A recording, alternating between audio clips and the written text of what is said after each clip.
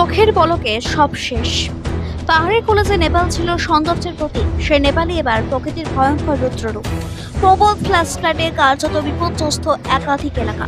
জলের স্রোতে ভেসে যাচ্ছে বাড়িঘর, গাড়ি, রাস্তার সেতু, আর তার সঙ্গে হারিয়ে যাচ্ছে অসংখ্য মানুষের স্বপ্ন। নেপাল তিব্বত সীমান্ত সংলগ্ন রসুয়া এলাকায় আচমকাই নেমে আসে ভয়াবহ বন্যা। ফটেকশি ও ত্রিশুলী নদীতে হঠাৎ বেড়ে যায় জলের স্রোত। কাদা পাথরে ধ্বংসাবশেষের প্রবল দৌড়ে মুহূর্তের মধ্যে বদলে যায় গোটা এলাকার ছবি। সামাজিক মাধ্যমে ছড়িয়ে পড়া ভিডিওতে দেখা যাচ্ছে কিভাবে চোখের সামনে ভেসে যাচ্ছে পরিকাঠামো ও যানবাহন। এই ভয়াবহ বিপর্যয়ে লাফিয়ে লাফিয়ে বাড়ছে মৃতের সংখ্যা। এখনো পর্যন্ত বহু মানুষের মৃত্যু হচ্ছে এবং শত শত মানুষ নিখোঁজদের মধ্যে রয়েছে বহু বিদেশি পর্যটক এবং ভারতীয় নাগরিকও। ফলে নেপালের পাশাপাশি উদ্বেগ বাড়ছে ভারতেও। পরিবারের মানুষজন উৎকণ্ঠায় অপেক্ষা করছেন একটি ফোন, একটি খবর কিংবা প্রিয়জনের ফিরে আসার আশায়।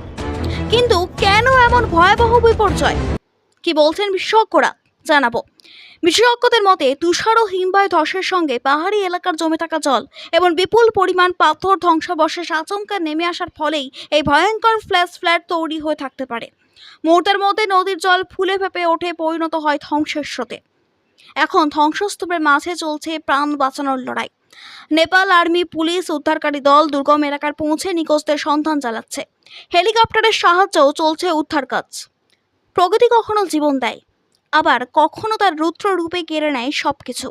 নেপালের এই ভয়াবহ বিপর্যয় যেন আরও একবার মনে করিয়ে দিল প্রকৃতির সামনে মানুষ কতটা অসহায়। অন্যদিকে নেপালের ভয়াবহ হড়পা আটকে পড়েছে বহু ভারতীয় পর্যটক। তাই এই পরিস্থিতিতে বড় পদক্ষেপ পশ্চিমবঙ্গ সরকারের। মুখ্যমন্ত্রী শুভেন্দু অধিকারীর নির্দেশে কলকাতার ভবানী ভবনে খোলা হয়েছে 24 ঘন্টার পুলিশ কন্ট্রোল রুম। নেপালে আটকে থাকা পর্যটক এবং তাদের পরিবারের সঙ্গে সমন্বয় করে তাদের নিরাপদে ফিরিয়ে আনার চেষ্টা চলছে। প্রশাসন সূত্রে জানা যাচ্ছে, নেপালের পরিস্থিতি নিয়ে নিয়মিত যোগাযোগ রাখা হচ্ছে ভারতীয় দূতাবাস সংশ্লিষ্ট প্রশাসনের সঙ্গে।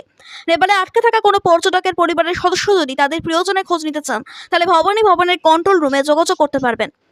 প্রকৃতির ভয়াবহ তাণ্ডবের মাঝে প্রিয়জনদের নিরাপত্তা নিয়ে উদ্বিগ্ন অসংখ্য পরিবার।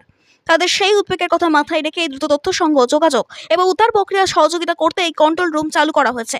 এখন একটাই প্রার্থনা, নেপালে আটকে থাকা প্রত্যেক ভারতীয় যেন নিরাপদে পরিবারের কাছে ফিরে আসেন। ধ্বংসস্তূপের নিচে দুর্গম কোথাও আটকে থাকা মানুষগুলো যেন জীবিত অবস্থায় উদ্ধারে ফিরে আসেন তাদের প্রিয়জনের কাছে।